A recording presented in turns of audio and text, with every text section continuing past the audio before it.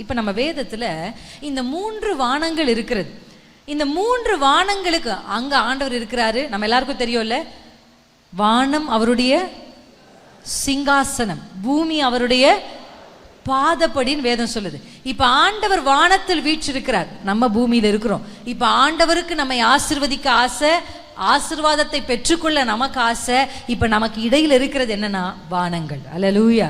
இப்படி மனுக்குலம் பழைய ஏற்பாட்டு காலங்கள் முடிந்ததுக்கு அப்புறம் வேதம் சொல்லுது, பழைய ஏற்பாட்டுக்கும் புதிய ஏற்பாட்டுக்கும் இடையில ஒரு காலம் இருக்கு. அந்த காலத்துக்கு என்ன பேருன்னு சொல்றாங்க? என்ன காலங்க? இருண்ட காலம். ஏன் அப்படி சொல்றாங்க? இருண்ட காலம் அப்படின்னா என்ன அர்த்தம்னா, ஹெவனுக்கும் பூமிக்கும் எந்த கனெக்ஷனுமே இல்லை. எந்த ஒரு தீர்க்கதரிசியும் எழும்பி தீர்க்க தரிசனத்தை சொல்லலை. எந்த மனுஷனிடத்துக்கும் கர்த்தருடைய வார்த்தை புறப்பட்டு வரல, ஏஞ்சல்ஸ் வரல. ஹெவனுக்கும் பூமிக்கும் இருக்கிற கனெக்ஷன் அப்படியே என்ன பண்ணிடுச்சு? ஸ்டாப் ஆயிடுச்சு. இப்படிப்பட்ட காலத்துக்கு தான் இருண்ட காலம் என்று பெயர். இந்த இருண்ட காலத்திலிருந்து வெளிச்சத்துக்கு வருவதற்கு கர்த்தர் ஒரு காலத்தை குறிச்சிருந்தார். அல்லேலூயா. எப்படி வானம் திறந்து முதல்ல தேவதூதர் எப்ப இறங்கி வந்தார்னு நினைக்கிறீங்க? ஆமென். மரியாதை பார்க்க இறங்கி வந்தார். அல்லேலூயா. கைகளை உயர்த்தி சொல்லுங்க, வானத்தை திறக்கிற அதிகாரம் உங்களுக்கு இருக்கிறது. ஆமென். இந்த வேதம் ஆண்டவர் யார், அவர் என்ன செய்வார், அவரால் என்ன செய்ய முடியும், அவர் எப்படிப்பட்டவர் என்பதை மாத்திரம் இந்த வேதம் நமக்கு காண்பித்து கொடுக்கல. இந்த வேதம் நீங்கள் யார், உங்களுக்குள்ள இருக்கிற அபிஷேகம் எப்படிப்பட்டது, உங்களால் செய்யக்கூடியவைகள் என்ன என்ன என்பதையும் வேதம் நமக்கு காண்பித்து கொடுத்திருக்கு. நம்புறீங்களா? அல்லேலூயா. நம்ம என்ன சொல்றோம் ஆண்டவரை பார்த்து? ஆண்டவரே, உம்மால் கூடாத காரியம் எதுவும் இல்லை, அப்படித்தானே சொல்றோம். என்ன சொல்றோம் ஆண்டவரை பார்த்து? ஆண்டவரே, உங்களால கூடாத காரியம் ஒன்றும் இல்லப்பா நீங்க சொல்றீங்க. ஆண்டவர் உங்களை பார்த்து என்ன சொல்றாருன்னு நினைக்கிறீங்க? உங்களால கூடாத காரியம் கூட ஒன்றும் இல்லைன்னு ஆண்டவருடைய வேதம் சொல்லுது. இருக்கா இல்லையா வேதத்துல அந்த வசனம்? அல்லேலூயா. உங்களாலும் கூடாத காரியம் ஒன்றுமில்லை, என்னை விசுவாசிக்கிறவர்கள் என்னிலும் பெரிதானவைகளை. நம்புறீங்களா? ஆமேன். இந்த வருஷம் உங்களுக்கு ஆண்டவர் கொடுத்திருக்கிற வாக்குத்தத்தம். ஆமேன். பெரிதானவைகளை இந்த வருஷம் நீங்க சொல்லணும், ஆண்டவரே நான் உம்மை விசுவாசிக்கிறேன், நான் பெரிதானவைகளை காண வேண்டும். நீங்க சொல்லணும், ஆண்டவரே நீர் பெரியவர், நீர் பெரியவர். பெரிதானவைகளை பார்க்கணும்னா பெரியவரை உயர்த்தி கொண்டே இருக்கணும், சொல்லிக்கிட்டே இருக்கணும். நடக்கும் போது சொல்லுங்க, நடந்து சபைக்கு வரும்போது கால்கள் தானே நடை போடுது, வாய் சும்மா தானே இருக்கு. சொல்லுங்க, ஆண்டவரே நீர் பெரியவர், நீர் பெரியவர். அல்லேலூயா. வீடு கூட்டும் போது கை தானே கூட்டிக்கிட்டு இருக்கு, வாய் சும்மா தானே இருக்கு. நீங்க பெரியவர், நீங்க பெரியவர். அல்லேலூயா. பாத்திரம் கழுவும் போது ஆண்டவரே நீங்க பெரியவர். பைக்ல போறீங்க சகோதரரே, பைக் ஓட்டும் போது சொல்லணும், ஆண்டவரே நீர் பெரியவரேப்பா, நீங்க பெரியவர் ஆயிடுச்சேப்பா, நீர் பெரியவர் அப்படின்னு நீங்க சொல்லணும். சொல்லுங்க, என் கைகளை உயர்த்தி சொல்லுங்க, உம்மால் கூடாத காரியம் எதுவும் இல்லை, உம்மால் முடியாத அதிசயம் எதுவும் இல்லை. ஹல்லேலூயா. பாடிக்கிட்டே இருக்கணும். இதுக்கெல்லாம் வாய்ப்பே இல்லை. மருத்துவர் சொல்றாங்க, இந்த வியாதி மாற வாய்ப்பே இல்லை, இந்த நோய்க்கு மருந்தே இல்லை அப்படின்னு மருத்துவர்கள் சொல்லும் பொழுது, அல்லேலூயா, உங்களை சுற்றி இருக்கிறவங்க உங்க பிள்ளை திருந்த வாய்ப்பே இல்லை, இந்த கடனை விட்டு நீங்க எழும்பி வருவது வாய்ப்பே இல்லை அப்படின்னு மனுஷர்களுடைய சத்தம் உங்க காதுகளில் கேட்ட உடனே உங்க உதடுகளும் உங்க தலைகளுக்கும் அதை என்ன பண்ணக்கூடாது? ஆமா ஆமா, எதிர்த்த வீட்டு அக்காக்கு அந்த வியாதி தான் வந்துச்சான், ஆளே இல்லாம போயிட்டாங்க. இப்படியெல்லாம் மனுஷர்கள் உங்களை சுற்றிலும் அந்த வார்த்தைகளை சொல்லும்போது நீங்க என்ன சொல்லணும் தெரியுமா? அந்த சத்தம் உங்க காதுகளில் துணிக்கட்டும், உங்க உதடுகள் சொல்லணும், இல்லப்பா உங்களால கூடாத காரியம் ஒன்றுமில்லை, மனுஷனால் கூடாதவைகள் எவைகளோ அது தேவனால் கூடும். ஹல்லேலூயா. அவரால் ஆகாதுன்னு ஒண்ணுமே இல்லை. என் கர்த்தர் தலையிட்டு அதுக்கப்புறம் நம்ம கையில இல்லவே இல்லை. நிறைய பேர் செய்கிற தவறு என்ன தெரியுமா? ஆண்டவர் கைக்கு கை மாத்துறதில்லை. ஆமென். நீங்க உங்க கைகளில் நீங்க அந்த பிரச்சனையை கையாண்டு கொண்டிருக்கும் போது, இப்ப வருவதற்கு முன்பாக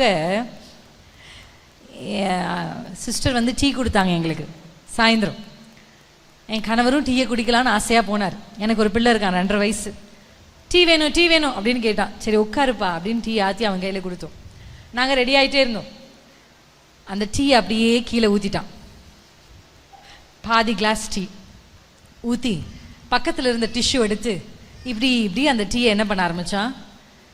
நான் பார்த்து அச்சோ டீயை ஊத்திட்டா அப்படின்னு நான் அவனை பார்க்கும்போது நான் நின்று இருந்தேன். அவன் அப்படி கீழே உட்காந்து அதை பண்ணிட்டு இருக்கான். Mummy Judah cleaning. Judah cleaning அவன் சொன்னது. சிரிச்சுக்கிட்டே சொல்றான், மேல இருந்து பாக்குற எனக்கு தான் தெரியும் நீ கிளீன் பண்ணல, நீ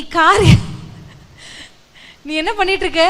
நான் நினைச்சேன், ஜூடா நீ கிளீன் பண்ணல, ஜூடா நீ எல்லாத்தையும் அழுக்காக்கிட்டு இருக்க. நிறைய நேரத்துல நம்ம நினைச்சுப்போம், நான் சரி பண்ணிடுறேன், நான் சரி பண்றேன், ஆண்டவரே நான் பாத்துக்கிறேன். ஆனா அங்க அப்படியே இவ்வளோ இடத்துல ஊத்துன அந்த டீயை இவ்வளோ இடத்துக்கு பிரச்சனையை பெரிதாக்கினதே யார் தான்? நம்ம கைகள் தான்.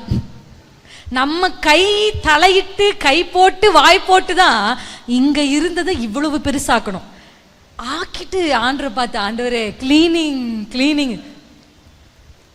ஆண்டர் கீழே மேல இருந்து கீழே பார்த்து, நீ கிளீன் பண்ணல, நீ பெருசு பண்ற. அல்லேலூயா. என்ன செய்யணும் தெரியுமா? ஊத்திட்டோம். ஆமா உண்மைதான். ஆண்டவரே நம்மளால முடியாததெல்லாம் ஆண்டர் இடத்துல, ஆமென் பா, இது என்னால முடியாதுப்பா, இது என் சக்திக்கு மீறினதுப்பா, இது என் பலத்தினால கூடாதுப்பா, ஆமென். அப்பதான் நான் நினைச்சேன், ஒரு டீயை ஊத்துனது ஒரு சின்ன பிள்ளையினுடைய பார்வைக்கு அது கிளீனிங், ஆனா நம்ம பார்வைக்கு அப்படிதான் ஆண்டவர். நான் இன்றைக்கு ஆண்டவர் இடத்துல இந்த வருஷம் துவங்கும் போது ஒரு வார்த்தையை கேட்டேன், அப்பா நீங்க பாக்குற மாதிரியே நான் பார்க்கணும்ப்பா, எனக்கு அதை மட்டும் இந்த வருஷம் தாங்கன்னு கேட்டேன். ஹல்லேலூயா. நீங்க ஒரு விஷயத்தை எப்படி பாக்குறீங்களோ அதை அப்படி பார்க்கணும். நீங்க ஒரு மனுஷனை எப்படி பாக்குறீங்களோ நான் அப்படி பார்க்கணும். நீங்க ஒரு திருச்சபை எப்படி பாக்குறீங்களோ நான் அப்படி பார்க்கணும். ஹல்லேலூயா. நீர் ஒரு சூழ்நிலையை எப்படி பாக்குறீங்களோ அப்படி பார்க்கிற கண்களை எனக்கு தாரும். கண்களை கூர்மையாக்கும். ஹல்லேலூயா. அப்பா உம்மை பார்க்கணும். ஹல்லேலூயா. எத்தனை பேர் சொல்லுவீங்க, இந்த வருஷம் யாருக்கு வேணும்? என் கண்கள் கூர்மையாகணும். ஆமென். சில நேரத்தில் நான் ஏதோ செஞ்சுக்கிட்டு இருக்கேன்னு நான் நினைச்சு, கிளீனிங்கு நான் நினைச்சு பிரச்சனையை நான் பெருசாக்க மாட்டேன். கை மாற்றி, ஆண்டவரே நீர் செய்யும், நீர் செய்யும். எத்தனை பேர் சொல்லுவீங்க? ஹல்லேலூயா. 3 வானங்களை குறித்து நான் உங்களுக்கு சொன்னேன். இந்த வானங்களை குறித்து, இப்ப தேவனுக்கும் நமக்கும் ஆசீர்வாதத்தை கொடுக்கிறவர், ஆசீர்வாதத்தை பெறுகிறவர், கிவர் அண்ட் ரிசீவர், இடையில ஒரு பெரிய இருண்ட காலம் இருந்தது. இந்த காலம் மாறி கர்த்தர் சொன்ன, எனக்கு கர்த்தர் கொடுத்த வாக்குத்தத்தம் லூக்கா எடுத்துக்கொள்ளாமா? எல்லாரையும் கூட சேர்ந்து நம்ம எல்லாருக்கும் தெரிந்த வசனம்.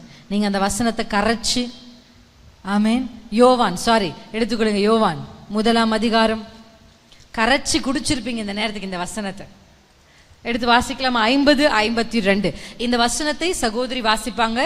சகோதரியோடு கூட சேர்ந்து நம்மளும் சத்தமா வாசிக்க போறோம். வாசிக்கலாமா? யோவான் 1ஆம் அதிகாரம் 50-51. இயேசு அவனுக்கு பிரதியுத்தரமாக, அத்திமரத்தின் கீழே உன்னை கண்டேன் என்று நான் உனக்கு சொன்னதினாலேயா விசுவாசிக்கிறாய்? இதிலும் பெரிதானவைகளை காண்பாய் என்றார்.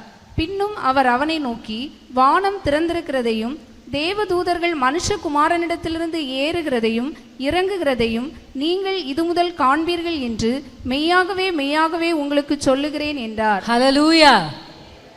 இப்போ உங்களுக்கு புரிஞ்சிருச்சா? உங்களுக்கு ஆண்டவர் எதை சொன்னாரோ எனக்கும் அதையே சொன்னார். டிசம்பர் 1 வாரத்துல அந்த வருஷ வாக்குத்தத்தம் அதுதான் ஆண்டவர் எனக்கு சொல்லிட்டார். இந்த வசனத்தை வானம் திறந்திருக்கிறதை குறித்தும், வானம் திறந்திருக்கிற குறித்து நான் நிறைய பேசிட்டேன். இதிலும் பெரிதானவைகளை குறித்து நான் பேசிட்டேன். இந்த வசனத்தை ஆண்டவர் கொடுக்கும் போது நான் சொல்றேன், ஆண்டவரே இதை பத்தி நான் நல்லா பேசிட்டேன் ஆண்டவரே ஆல்ரெடி. ஆண்டவர் சொன்னார், நீ பேசினதை பத்தி எல்லாம் எனக்கு கவலை இல்லை, இதுதான் வாக்குத்தத்தம். ஆமென். இது இன்னும் கொஞ்சம் வேற மாதிரி, இன்னும் கொஞ்சம் அப்படி. திஸ் இஸ் த வேர்ட் 2025க்கு இதுதான் வார்த்தை. எத்தனை பேர் ஆமென்னு சொல்றீங்க? ஹல்லேலூயா.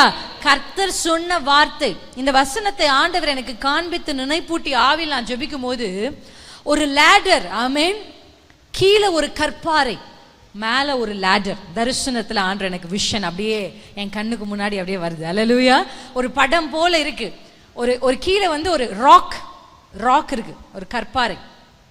அந்த கற்பாறைக்கு மேல ஒரு ஏணி என்ன பண்ணப்பட்டிருக்குன்னா அப்படியே வைக்கப்பட்டிருக்கு. இப்போ அது ஏணி மாதிரி இருக்கு. உற்று பார்த்தா ஏணியில எப்படி இருக்கும், இப்படின்னு ஒரு ஏறுகிறது இருக்கு. அதை உற்று பார்க்கும்போது அதுல ஜீசஸ் அப்படின்னு அந்த ஏணிக்கு இடையில, ஹல்லேலூயா, அப்படியே அந்த ஏணி அதற்கு நடுவுல ஜீசஸ் அப்படின்னு நான் பார்க்குறேன். ஹல்லேலூயா. இந்த வருஷம் நீங்க திறந்த வானத்திற்கு கீழே நடக்கிற வருஷம். எத்தனை பேர் ஆமேன்னு சொல்றீங்க? ஆமேன். வானம் திறந்து இந்த வார்த்தையை சொல்லும் பொழுது நீர் இதிலும் பெரிதானவைகளை காண்பாய்.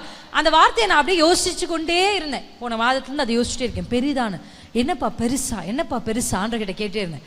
ஆண்டவர் எனக்கு சொன்னார், ஆங்கில வேதாகமத்தில் பார், ஆங்கிலத்தில் வாசிக்கும் பொழுது கிரேட்டர் அப்படின்னு ஒரு வார்த்தை இருந்துச்சு. Hallelujah. It's not just bigger but greater. சொல்லுங்களேன், மேலானவைகளை, மேலானவைகளை. கைகளை உயர்த்தி சொல்லுங்க, மேலானவைகளை. நான் இதற்கு உங்களுக்கு ஆதாரமான சில ஒரு மனிதரை குறித்து இன்றைக்கு நான் உங்களோட பேசி இந்த நாளுக்குரிய வார்த்தைகளை முடித்து நாம் ஜெபிக்க போகிறோம். ஜெப வேலை, பிரசங்கம் முடிந்து ஜெப வேலை தான் ரொம்ப முக்கியமான வேலை. ஆமேன்.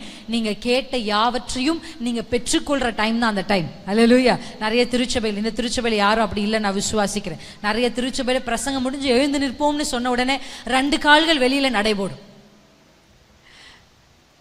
அவங்க என்ன மிஸ் பண்றாங்கன்னா, காதுகளுக்கு வழியாக போனது கைகளில் பெற்றுக்கொள்ற முக்கியமான நேரத்தை மிஸ் பண்ணிடுறாங்க. ஆமேன். நடைபோடவே கூடாது. கடைசி வரைக்கும் கர்த்தர் சொன்னதை, அவர் வாக்கினால் சொன்னதை, அவர் கரத்திலிருந்து என் கைக்கு மாறணும். ஆமேன். இந்த வருஷம் சொல்லுங்க, நான் பார்க்கிற வருஷம்.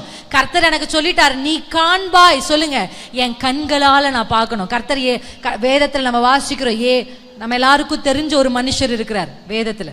அந்த மனுஷனுக்கு கர்த்தர் சொன்ன வார்த்தை என்ன தெரியுமா? நீ இயேசுவை காணும் முன்னே நீ மரணம் அடைய மாட்டாய்.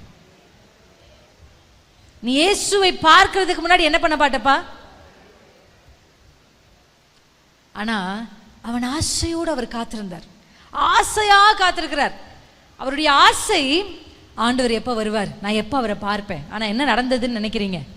அவர் பார்க்க மட்டும் பார்க்கலங்க, இயேசுவை கைகளில் ஏந்தி கொண்டார். ஹல்லேலூயா, ஹல்லேலூயா. எத்தனை பேர் ஆமென்னு சொல்றீங்க? இந்த வருஷம் என்னுடையதை நான் கைகளில் சுமக்கிற வருஷம்.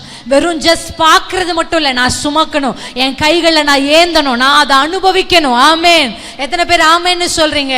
இந்த வருஷத்துல கர்த்தர் சொல்லியிருந்தார், சிமியோனே, நீ இயேசு கிறிஸ்துவை, மேசியாவை பார்ப்பதற்கு முன்பாக நீ மரணம் அடைவதில்லை. இன்றைக்கு கர்த்தர் இங்க இருக்கிற ஒரு சில பேருக்கு பேசுறாரு. கர்த்தர் உங்களுடைய ஜீவன், அதை பார்க்காம உங்க ஜீவன் போகிறது இல்லை. கர்த்தர் சொன்ன வாக்குத்தத்தத்தை, ஹல்லேலூயா, ஆமென். நான் பார்க்கிறது மட்டும் இல்லப்பா, நான் கைகளில் சுமப்பேன். மோசே மாதிரி தூரத்திலிருந்து பார்க்கிறது இல்லை, உள்ளே போய் சுதந்தரிக்கிற ஒரு வருஷம். ஹல்லேலூயா. மோசேக்கு வெறும் பார்க்க தான் ஆசீர்வாதம். நீ ஜஸ்ட் பாப்ப, இங்க இருந்து பார், அதான் காணான். இல்ல, நான் பார்ப்பது மாத்திரமல்ல, நான் அனுபவிக்க போகிறேன், நான் சுமக்க போகிறேன். 2 கையை வானத்துக்கு நேரா உயர்த்தி சொல்லுங்க.